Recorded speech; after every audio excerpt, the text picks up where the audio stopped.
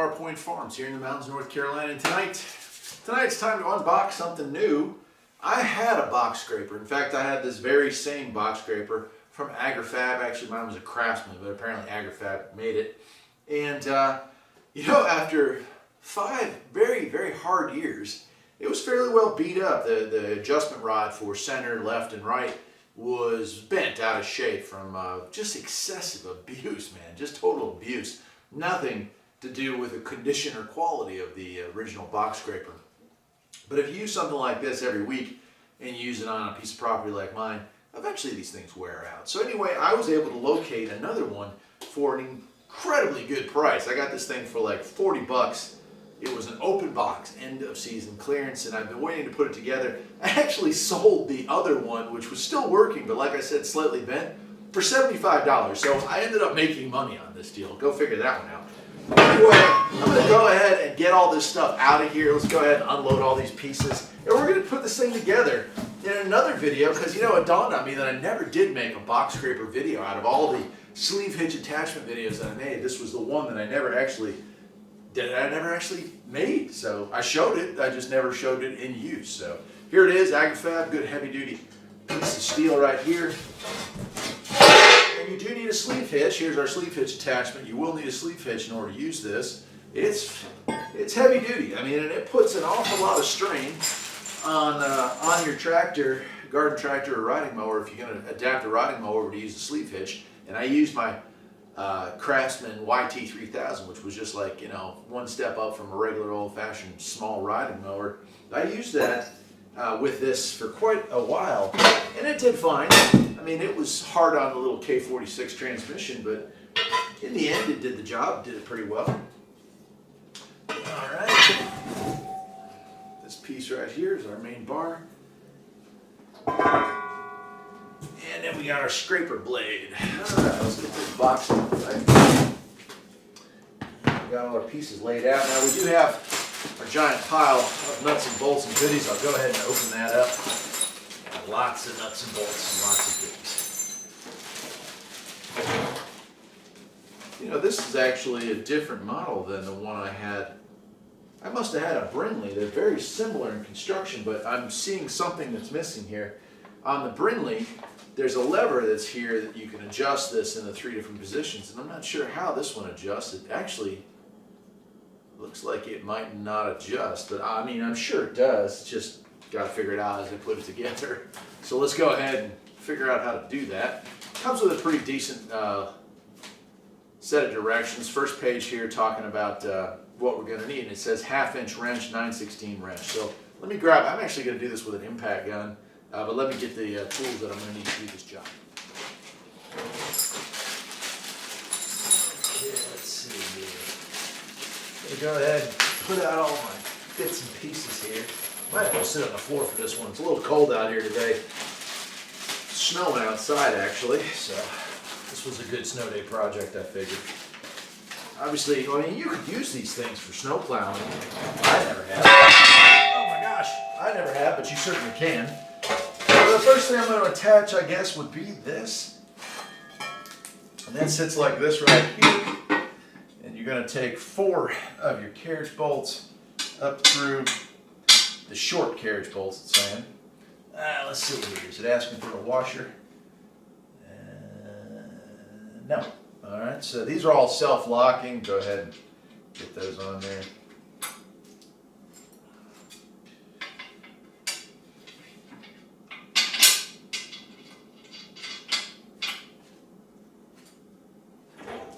Now this is a heavy piece of machinery. Obviously it has to be.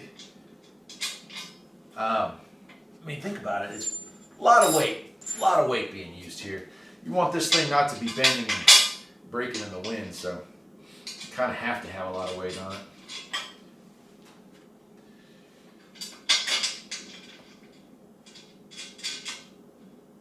I'm going to put that down out of the way. Scraper blade is not something I normally used.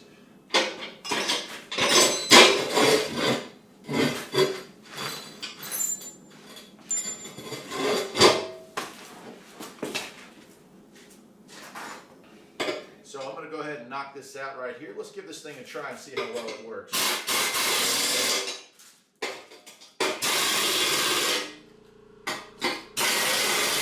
so got the back plate on. Probably going to attach the sides next. Let's see here. Go ahead and knock those out as well. That way everything sits freely. So those are number 10 bolts. Those are the smaller ones. There's 1, 2, should be 4 of those. There, and then there should be 4 of these smaller. 3. Where's the 4th one? There it is.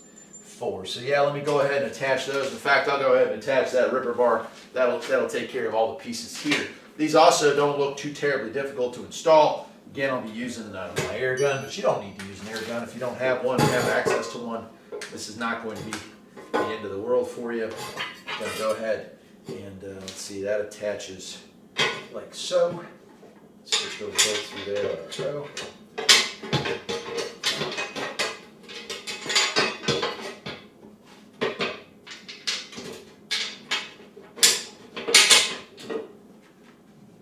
Started by hand, tighten down with the gun.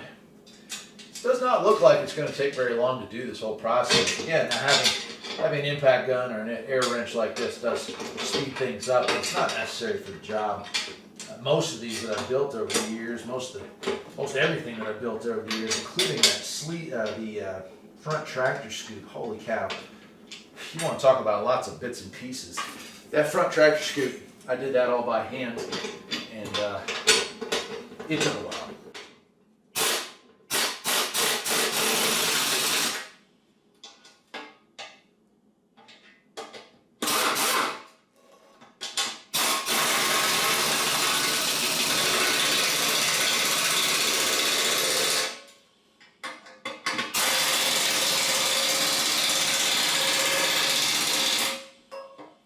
Nice. All right, let's do the same on the other side.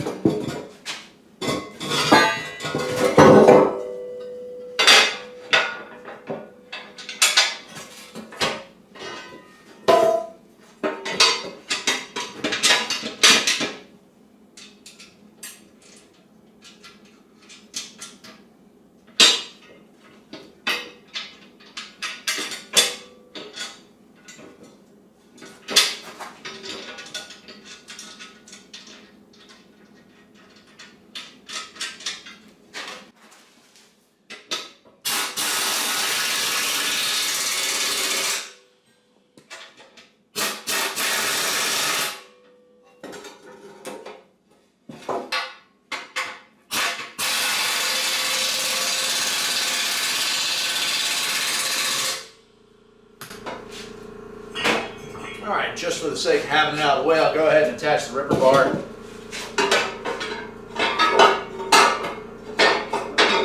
And it's held in place by these 2 pins here. These 2 smaller pins right here will hold that in.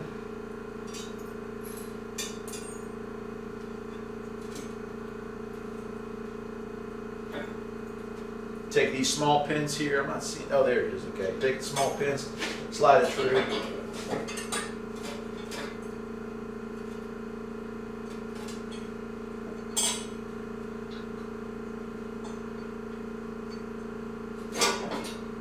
One. Where's that other one? There it is.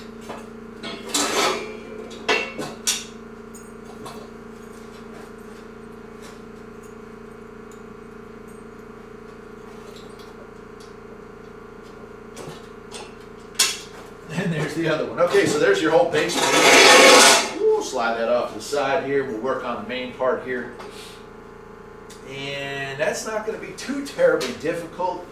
This is the main bar. Now, if you don't have an electric sleeve hitch, you're going to want this thing, you're going to have put concrete, cinder blocks, bags of gravel, whatever, something to weigh this thing down so that this has some meat to hold on to. But if you have an electric sleeve hitch, you won't have to put any weight on this at all. So that just depends on your setup. Most people will not have an electric sleeve hitch. Shouldn't be a big issue. Alright, so on the one side here, you're going to be attaching this. And that's going to be a bunch of these 8s here. Looks like 5 of these 8s. Up. And the washers to go with it. So we'll be using washers 2 on each one of these. Hopefully hopefully you can see all this. It's hard to figure out where to put the camera on some of this stuff, because you know, you don't want to miss any of the action, I'm sure. Especially the part where you smash your finger or something like that. We'd want that to get caught in 4K, wouldn't we?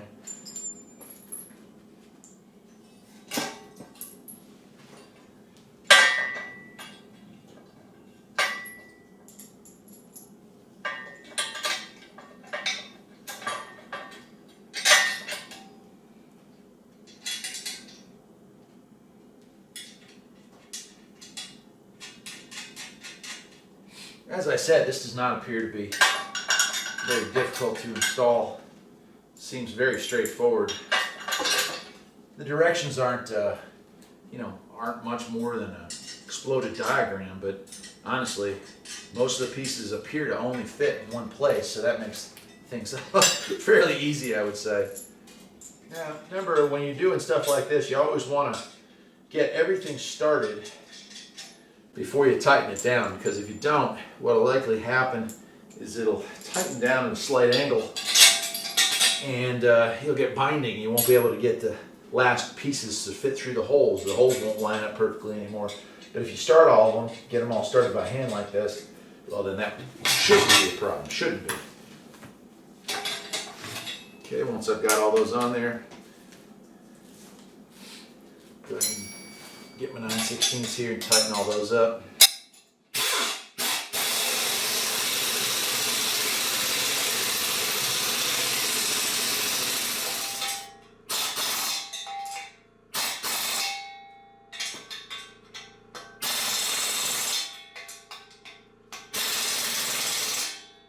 Okay, and then we're moving on to the last piece here, and again, this is going pretty quickly, I must say. This one is kind of an interesting little thing. We're going to slide that on like so. We have our last remaining bolt that goes through. Let's see, does it want me to use a washer? Yes. Washer through here. And to this side. Hook that up. Then we have these two U-bolts here. Those are going to go through like so. Yeah.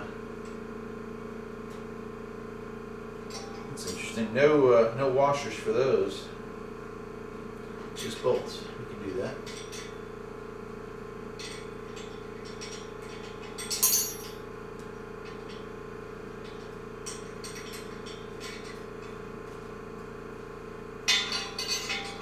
Get these started.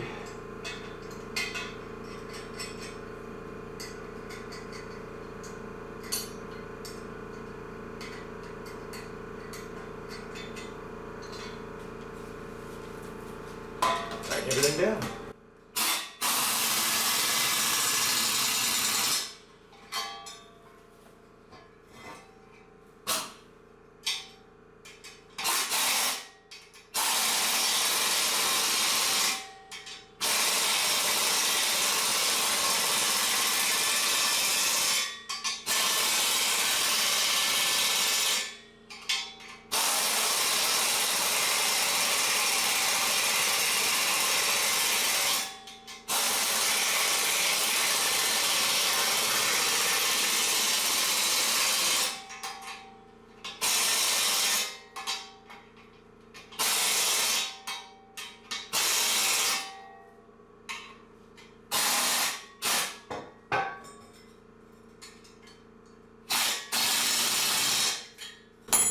Wow. Well, this is taking no time at all. Go ahead and I'm going to slide this thing up. Actually, let me get these tools out of the way a little bit. Looks like I'm going to have a few leftovers. That's good. I like a company that gives you a couple extra pieces. All right. Yeah. Slide that back down in there. Okay. Put that thing back on. This goes through the cotter pin. You just want to bend those around so it doesn't come off. That's securing that so it won't separate. There we go. And not much left to go now. Looks like we've got our Yeah, okay, I got you. So instead of having a big lever like the Brinly one does, this one you have to get out and change the pin position. Not a huge problem. I'm okay with that. So hard rake, straight, and reverse rake. I got you. So go ahead and slide that pin in that hole. And then we have a cotter pin to hold that. I wonder if, no? Yeah. So that's our last cotter pin here. That just holds it in whatever position you want it to be. That's it. Let me get the tools out of the way. I'll straighten this thing out. You can take a look at it. Not a lot to it. Not a lot to it at all. I'm actually impressed. The design is definitely different than the Brinly, which is what I had before, but not in a way that makes me think that one is better than the other. Of course, time will tell. If we're outside scraping with this thing and it's disastrous, well, then I'll know that perhaps it wasn't the better of the choices. I should have held out. But like I said, for 40 bucks, it's awfully hard to say no to that. Let me move everything out of the way. We'll get a nice close-up of it. Maybe I'll take the camera off the tripod and take a look around. Okay, here we are. There it is, the AgriFab, all assembled and ready to grade some dirt. There's the, I don't know if I can get close enough to it, but there it is. Part number there, if you needed to read that. Should have been on the front of the box when we got started, but just in case. And it's nice. Looks good, got the ripper bar on there. And from the back here, you can see, fairly well built. I mean, high quality, I'd say. That's thick steel, it certainly weighs a bunch. And here's our mechanism here up close. You have your 3 holes here and the pin that locks it into whatever position you want it to be in. Not bad.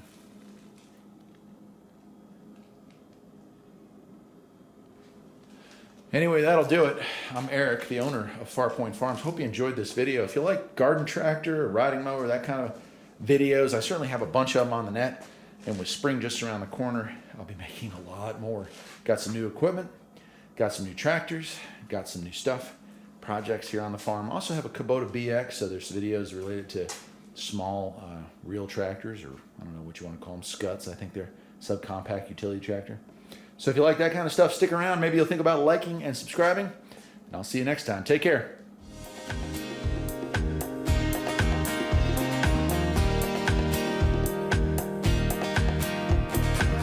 There's always something that needs a little fixing on Farpoint Farms. Freedom is mighty sweet.